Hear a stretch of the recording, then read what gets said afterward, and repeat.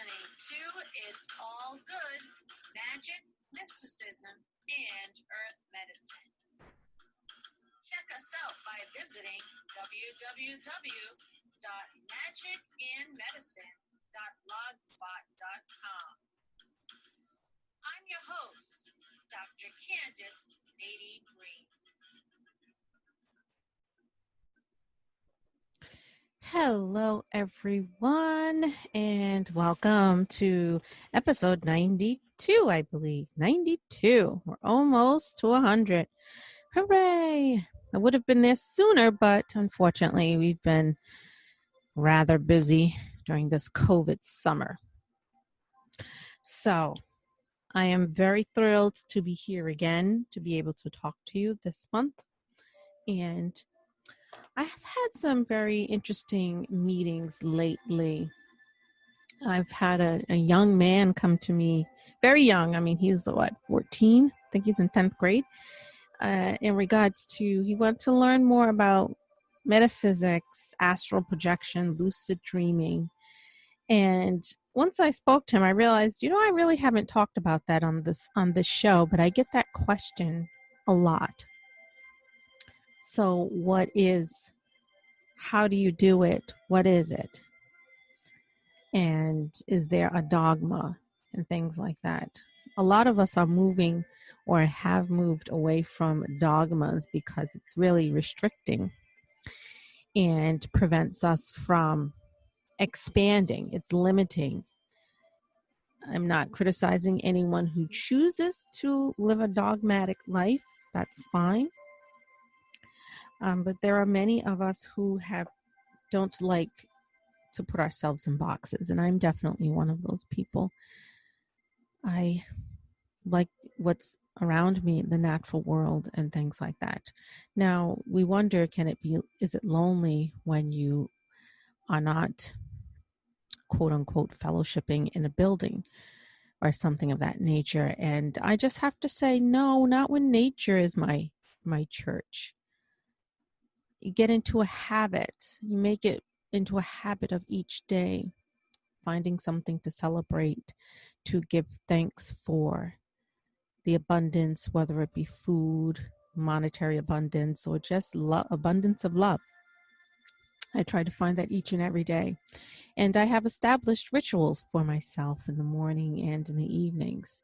And at first, it was very hard coming up with rituals. I thought I had to go by book rituals and things that I read.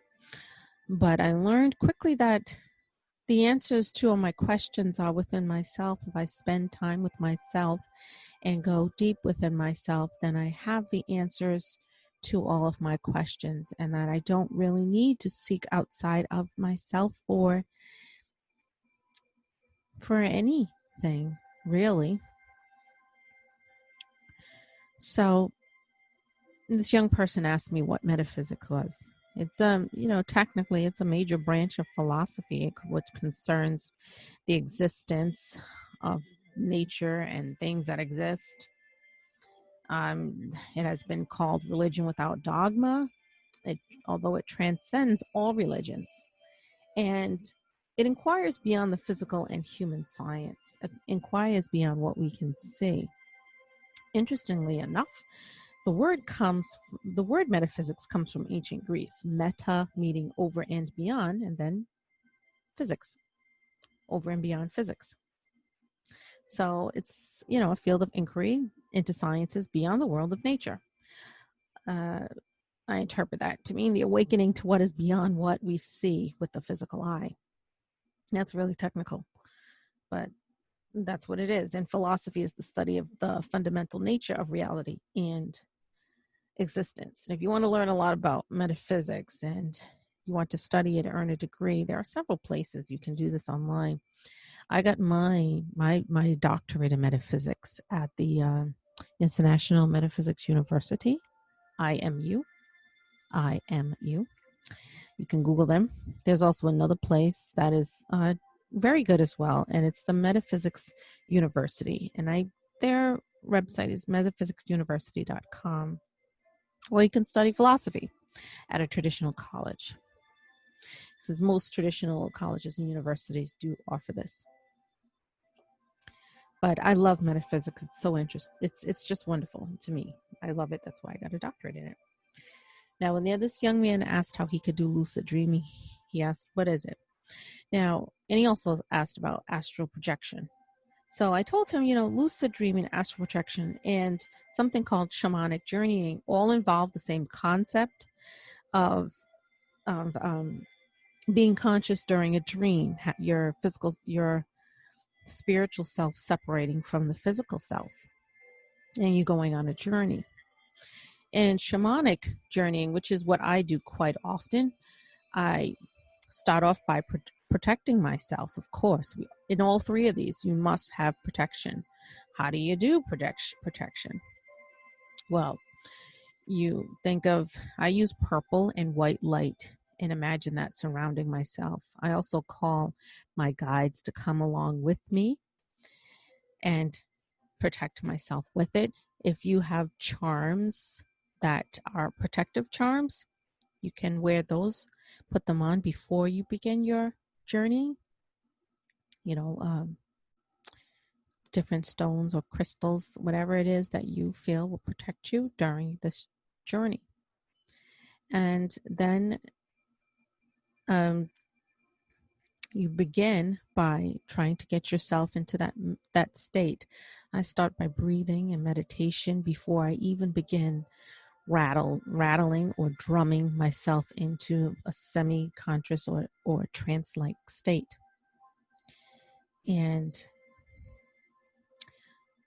another thing I want to make note of before you actually before you even start, make sure you have and if you're alone and you're not doing this and you're not doing this with a person who can sort of call you back from this journey. I don't like to call it a dream because dream in our terms, in societal terms these days, sort of means fake, and it's not fake. So I like to call it a journey because you're going on a journey.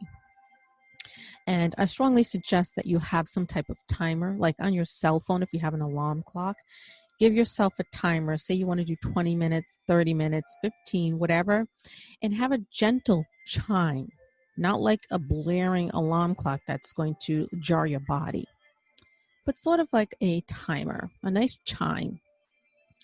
And the chime will signify, hey, it's time that you need to make your way back now. Start to make your way back. Whereas jarring alarm clock will just break you from wherever you're doing, and you could be in the middle of a great message or you didn't thank those people who have helped you, and that's not healthy, nor is it good. And you can offend some people in the spirit realm, so that's not good at all. So now that you have this chime, your chime set up, you have your protection or your whatever, if it's a mental image of light or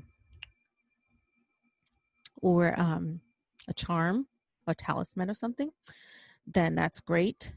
And you begin breathing to relax your body, breathing, getting into a meditative state, and then use I use several things to help me get into a trance-like state.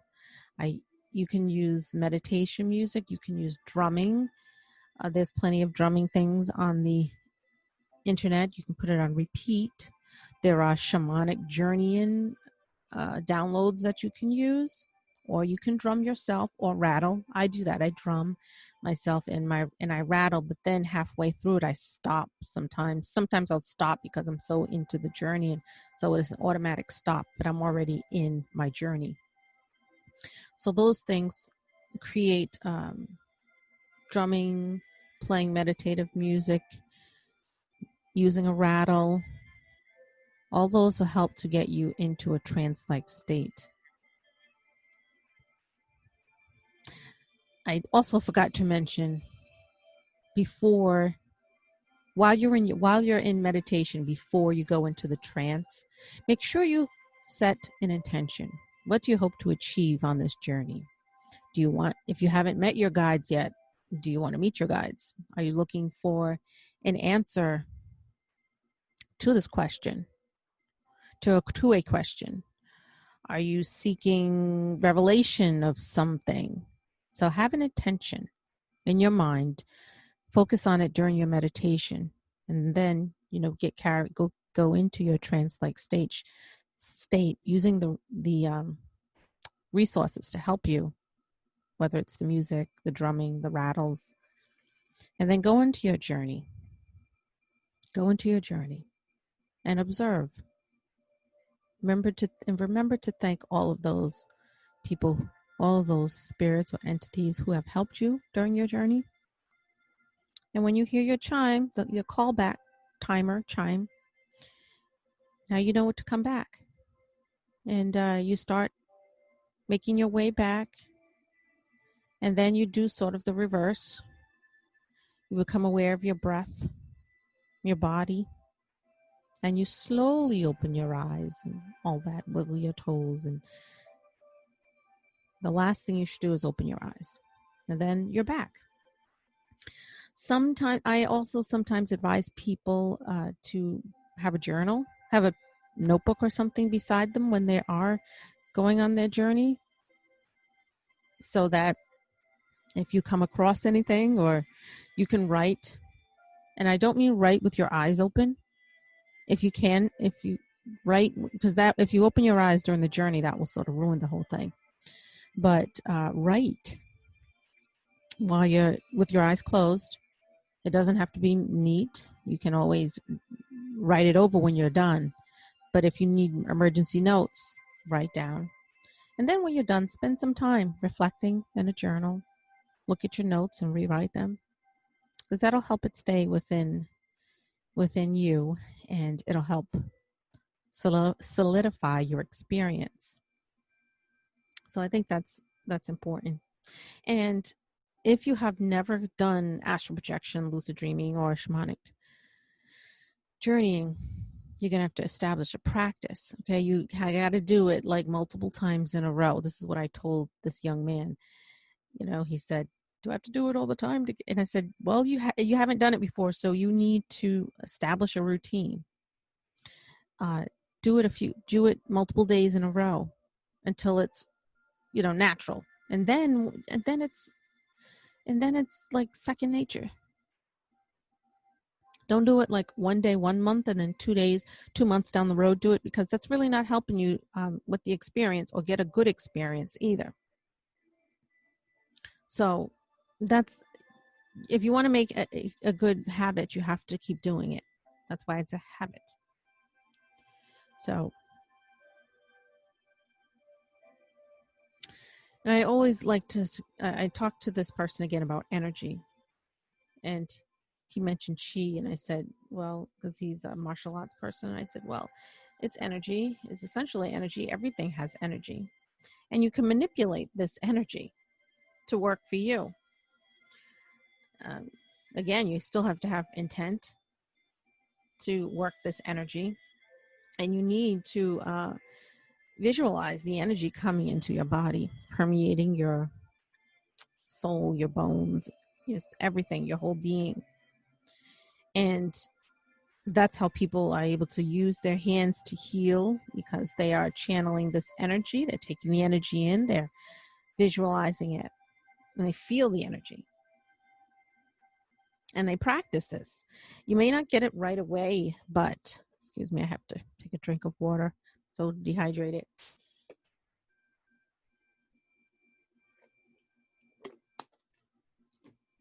Much better. Well, you have to practice this until it becomes second nature. And always, always in everything you do, give thanks, gratitude to the universe, or your guides, whomever has helped you on the way. Out-of-body experiences, astral projection, is what we call astral projection, in which the soul separates from the physical body, and it traverses the astral plane with intention. It's all connected with lucid dreaming and shamanic journeying. To me, I see those three things as the same, they're just with different names, because I go about all three things the same way.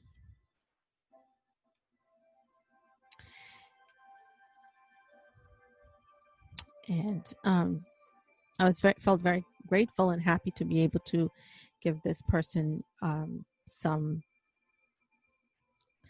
direction and some guide. And I think that if we set aside time each day to practice this, then it will become part of our regular routine. My main routine is at nighttime. I do a short one in the morning because mornings are usually I'm up and the kids are up, and it's sort of, and it's COVID time, so everyone's here, so it's a little, I don't really get that quiet time. I have no idea why my children think they need to be up at 5:30 during the summertime, but my son who's our youngest, has gotten this idea that he has to be up at 5:30. I don't know why he gets to get up at 5:30, but he does. And when he's up, he's already talking and making noise and stuff, and I'm like, oh my goodness. And it's 7:00 and I'm still finding my way to the coffee pot so I can get my coffee so I can deal with everyone. So that's why my routine at nighttime, when everyone's asleep, even the kids are in bed by 8:30. Even in the summer, I'm just like, look, you're going to bed. Like, you're going to bed. You had enough daytime, go to bed. It's my time. And I'll spend time with my husband a little bit. And then he doesn't last long. He goes to sleep. So I have about a good hour for myself where I can do my routine. And I speak with my guides and spirit guides. I do my meditation. I go on my journeys. I channel. All of that stuff really takes place in the night. It's quiet and it's relaxed and I can do it. So I do that routine every night. It works for me. You got to find some time to work for you. And that sort of ties into this month's magic of the month. Try developing a routine that works for you for when you can do your journey, your spiritual journey on the astral plane, or your lucid dreaming, whatever you call it. I like to call it journey because it is a journey. I'm walking and I'm journeying, but I'm journeying. My spirit is journeying, and my physical form is watching and observing and taking notes. So that's the magic of the month. Try that and journal and see how you come along. You can share your experiences if you like on our Facebook or on our blog as well. So it's a very short episode this month, but I'm glad I've gotten the chance to speak with you. And you can check us out always on a Facebook website. And if you'd like to get some spiritual consultation, if you have some questions about metaphysics or whatever, all of that information will be in the podcast show notes with links, so you can click on them and communicate with me that way. So it was great talking with you. Be well, everyone. Blessed be.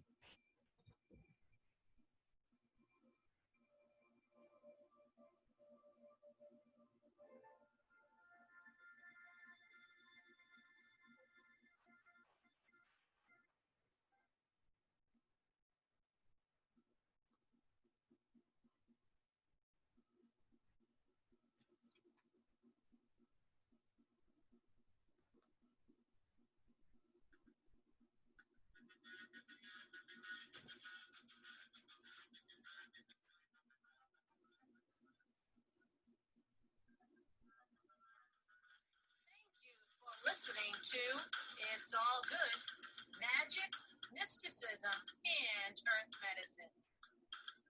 Visit us anytime at www.magicandmedicine.blogspot.com.